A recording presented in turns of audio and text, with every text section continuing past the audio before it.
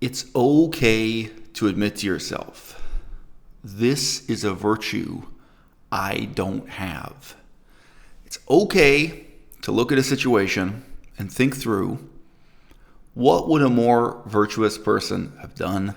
How would a more virtuous person have reacted? Then think about what particular virtue it was that you were lacking. And admit to yourself, I have some virtues and not others. And this happens to be a virtue I lack. But you know what else? This analytical process can lead you to consider the option of practicing particular virtues that you lack. And if you try it out, you might decide, hey, this is just not for me. It's not going to work. But you might find that you change. You might find that actually those virtues can become more familiar. It can become more easy for you to practice in difficult situations, under pressure, when you've put in the time and effort, when you've tried it out for yourself. But it all begins with recognizing what virtues you've got and which ones maybe are unfamiliar to you, whether that is through lack of practice or something that is just in your nature. A lot of video games I played when I was growing up as a kid would give you about 4 options on screen. Some situation arises in the video game, some calamity, some challenge, and there were kind of 4 options, A, B, C, D, for you to choose from a menu. With a lot of these things in life, one of the options we don't talk about, we don't think about, or maybe we don't think about enough because we don't have one word for it in the English language, is to just be happy for others. I wish we had one word for that in English, because even the adjective happy isn't quite suitable. Your best friend from grade school fell in love with and is now engaged to be married to a guy who you had a crush on through all of high school, but you never told him. What are you going to do? You might think there are only 3 options, but a 4th one, another option that's on the list, that's on the menu, is to just be happy for them. Can't you just be happy for her? Can't you? Maybe you can't. Maybe that's something lacking in you. You really got to examine and really got to think about and philosophize about, maybe try to practice.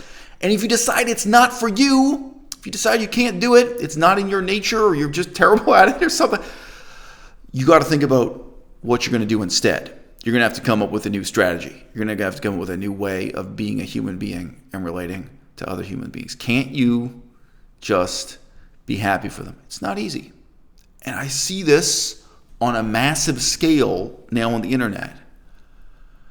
And yeah, sometimes it's about things that are tremendously shallow.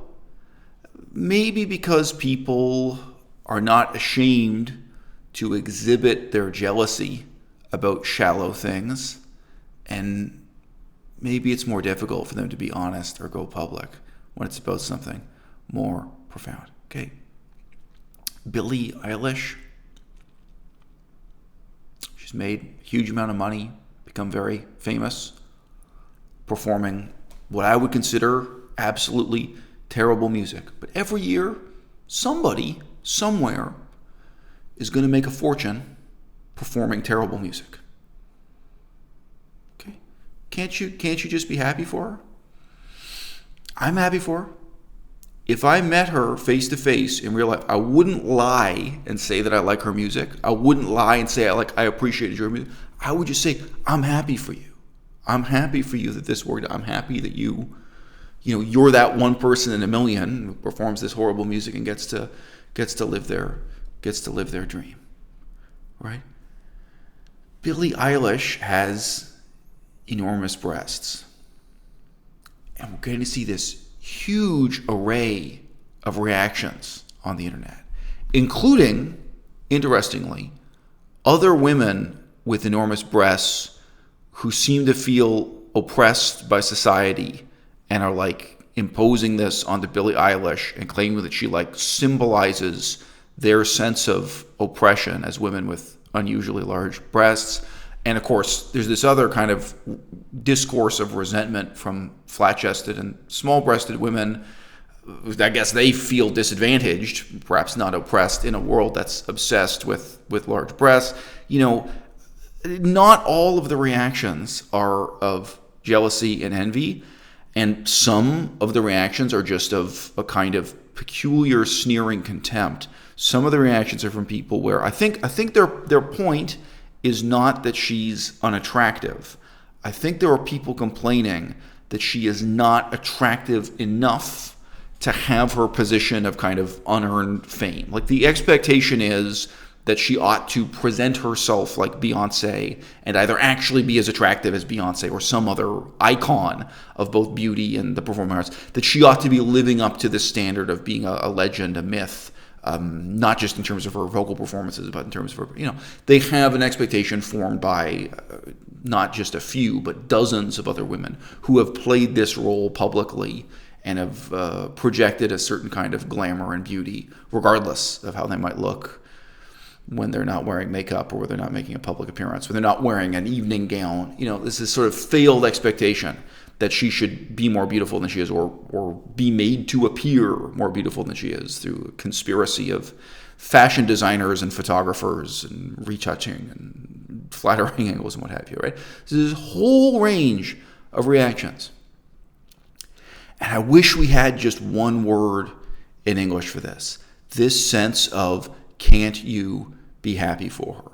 There's an option on the menu there. Option number 4 is just be happy for her. And I know that word happy is misleading. You're not going to be like, wow, I'm so glad that this other person is living out this dream that I didn't get to live. You're not going to be delighted. You're not going to be delighted like, oh yeah, my best friend from primary school is now getting married to that guy I used to want to get married to in high school, and I never, I get it. I get it that you're not going to be glowing with enthusiasm. The type of happiness we're talking about here is it's a kind of subtle appreciation.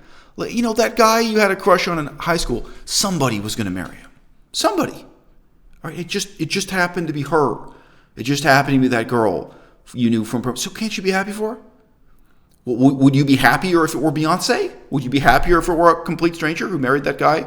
Why? So just be happy for her, right? Somebody was going to make $1 million this year playing this ludicrous pop music fame game, right? Well, it happened to be you. Even if I think it's completely undeserved, right? Even if I don't think you merit it or whatever, I can still be happy for you. Even if my opinion is, because I listen to rap music, that there are thousands of more talented rappers who upload their music to SoundCloud and datpiff.com and they don't get the recognition. I feel they're more deserving of this money and fame. That's profoundly irrelevant. There's an option on the menu here. Can't you be happy for her? Okay? The other controversy surrounding Billie Eilish is the extent to which she does or doesn't represent a positive voice within veganism, a positive voice for veganism. All right?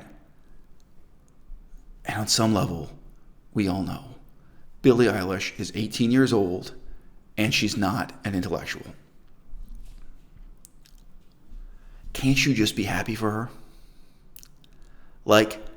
Seriously, she has somehow stumbled into this veganism thing. And, she may be the worst vegan in the world. I'm happy that she stumbled into it. There may be a lot of things that she's doing wrong. I hope she figures them out one by one. There were a lot of things she hasn't thought through or she doesn't have the most philosophical angle on. I hope that in the years to come, she recognizes those things and thinks them through and becomes wiser and a better voice for veganism and just a more articulate voice for herself, frankly. She's obviously someone who struggles a great deal with giving interviews or public speaking. Yeah. Criticism is an option. Anger, outrage, disappointment is an option. Disappointment, right? But do you not think it's possible that the reason why option number 4 doesn't come up here in your mind? Do you not think it's possible that you're thinking on some level this was a dream you had, that you wanted to be the voice for vegan activism, and you think you could do better at it. Just like a whole lot of people on the internet, they wanted to be the next Beyonce, they wanted to be the next famous singer, and they have this sense of resentment that she's not doing it right, that they could have done better. There's this sense of resentment that you could have seduced and fallen in love with that guy you had a crush on in high school, but some other girl got him and said, do you not think there's a kind of undertow? And your problem is that you can't feel happy for others because part of you still wishes that you could take their place.